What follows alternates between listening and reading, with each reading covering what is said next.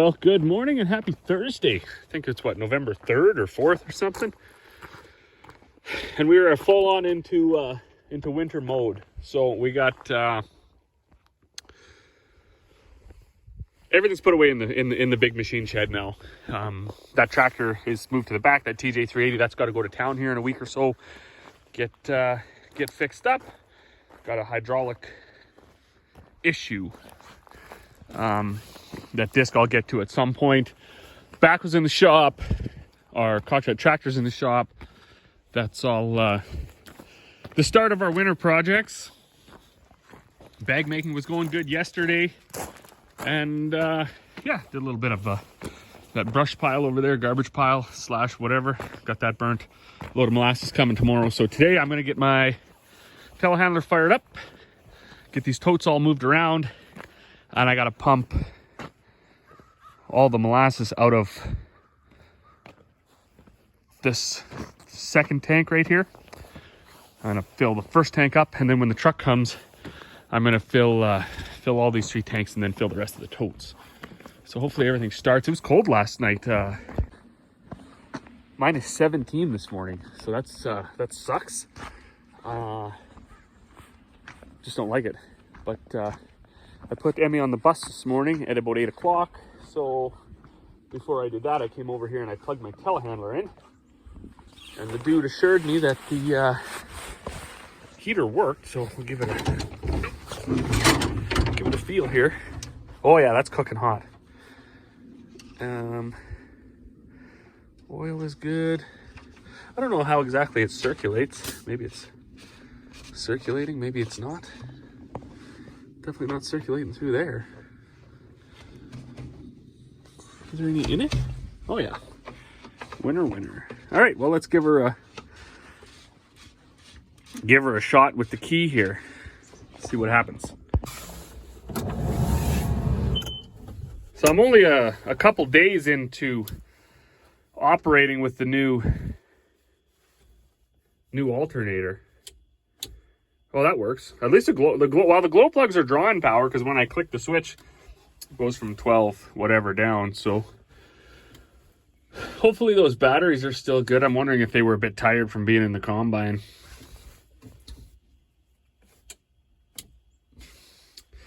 But it's been plugged in for like 3 hours now, so it should start if it's going to start.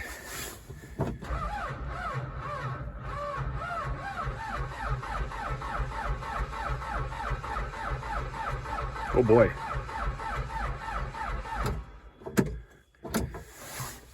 Maybe not, hey? Bit more with the glow plugs.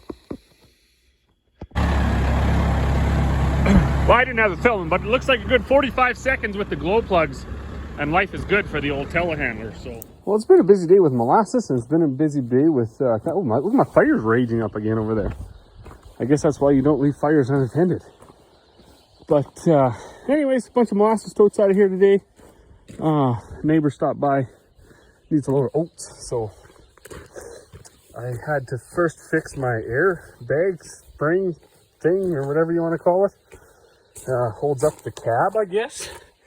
But whoa, what a nightmare. You can't keep your arms in there because everything's all shielded, and it's got these stupid little pinchy things. So anyways, I just actually cut it with a Sawzall so I could get it shorter, pounded a wedge in there, pulled the cab up. This is the one they sold me. I don't know if it's a change up. Doesn't look the same, but kind of has the same-ish fittings. So I'm going to stick it in there now, and hopefully it goes. But yeah, man, when they make shit, like, I think in order to take this off properly, you probably have to take the fuel tank off. And that's not happening, so now I gotta get it wedged back in here. I don't ever get to do the videoing of it because it's almost impossible to do it at all, let alone while you're videotaping it. So let's see if we can get this wedged back up in here and then go from there.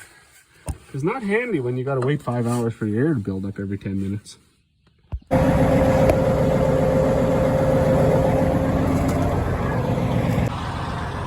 Well, there you go. go. Just like that, it's changed. So now I can run up and load oats, go get them weighed, and be ready in the morning for the neighbor.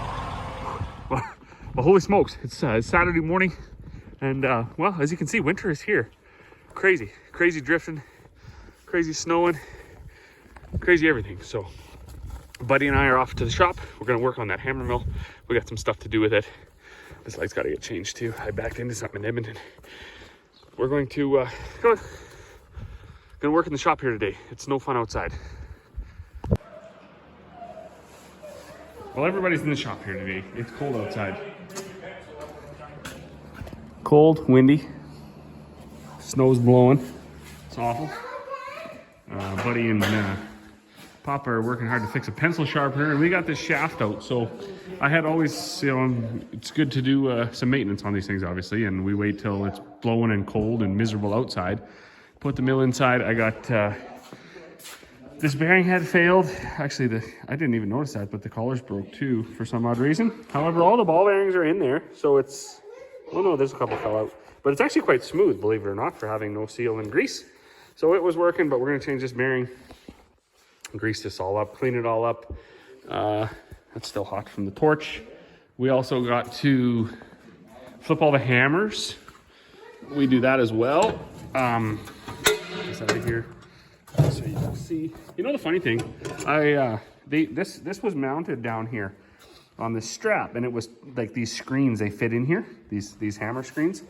And I always thought, like, how stupid is it that they made this thing just to latch over and hold the screens in. So this tarp strap, it broke, but it used to be what hooked and held them screens from falling out. And I thought, that's so dumb. Like, what they need is, they need to make a hook for pulling these screens out, because you can't really get them out. Then I read the book, and that's actually what this is for. So when you read the book, you'll learn things. The goal is to pull that out. Save on fingers. But all these hammers, they get rounded right off. And as you can see, they've been turned once, twice, 3 times, so there's only one side left. That's right angle. So we're gonna flip these all. That speeds up the hammering process quite a bit, actually, when you do flip them. Some of them aren't as rounded as others, but once you go at it, like this one is quite bad. It's all, as the grain falls in there, the curtain that it makes, if it doesn't, if you're feeding it from an auger and it's all falling over this side, these hammers are obviously gonna wear out first. If it's all feeding over here, these are gonna wear out first. So there's quite a few in here that are hardly wore out, like this one. That is the, which is the side here?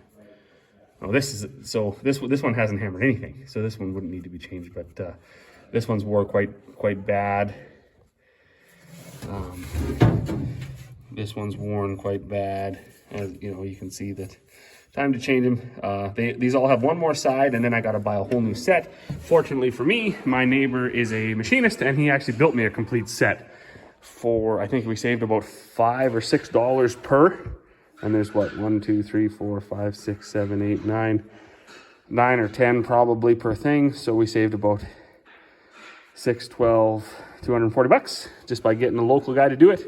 You're seeing that all the time here now. Big business in the city, they got to pay for their taxes, they got to pay for their employees, benefits, all these other things, and that all gets forced right back onto the consumer.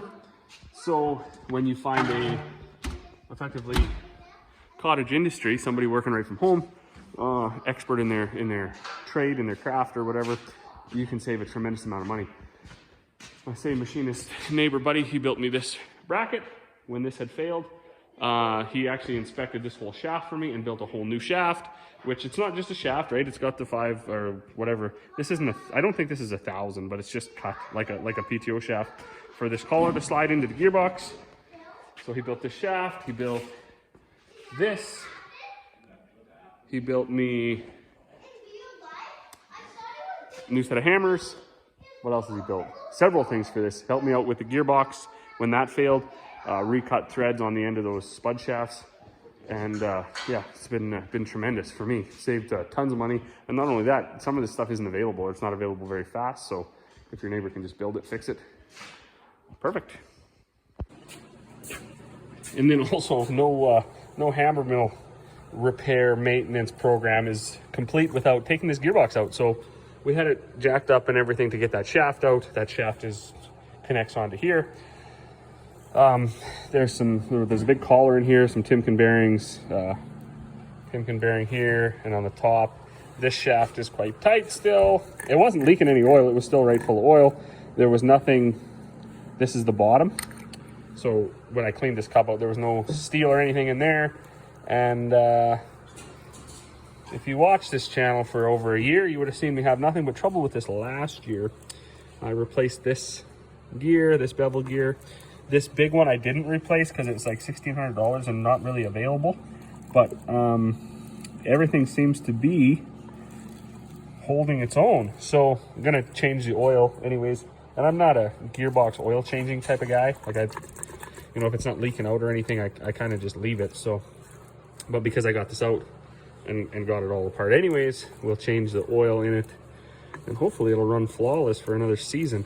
I am going to tighten this one up. This shaft wiggles just a little bit and and it goes in and out a little bit too. So I'll tighten that up. Hopefully that brings it all together so it's nice and smooth. Any extra play is going to wear this seal out, and well, the seal isn't leaking yet, so I don't want it to be.